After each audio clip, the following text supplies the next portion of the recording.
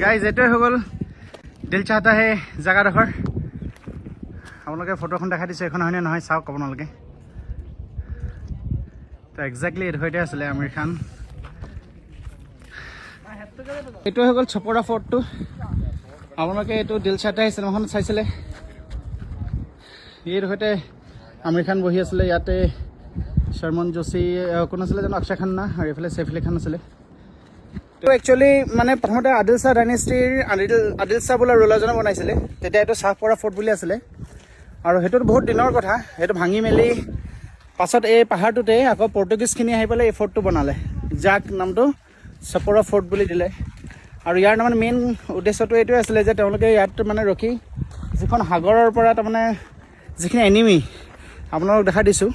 এই সাগৰখন সিহঁতি তাৰমানে চাব পাৰিছিলে এইফালেদি যদি কোনোবা এনিমি আহিছিলে তেতিয়া সিহঁতি চকু ৰাখিব পাৰিছিলে সেইকাৰণে এই ফৰ্টটো বনোৱা হৈছিলে তো এটা হিষ্টৰিকেল ইম্পৰ্টেঞ্চ ফৰ্ট হয় তো সিমানে আছিলে এবাৰ আমি ওলাই দিওঁ এবাৰ বহুত ৰ'দ বহুত বেছি গৰম মানে সেইকাৰণে নোৱাৰিছোঁ আৰু ৰখিবলৈ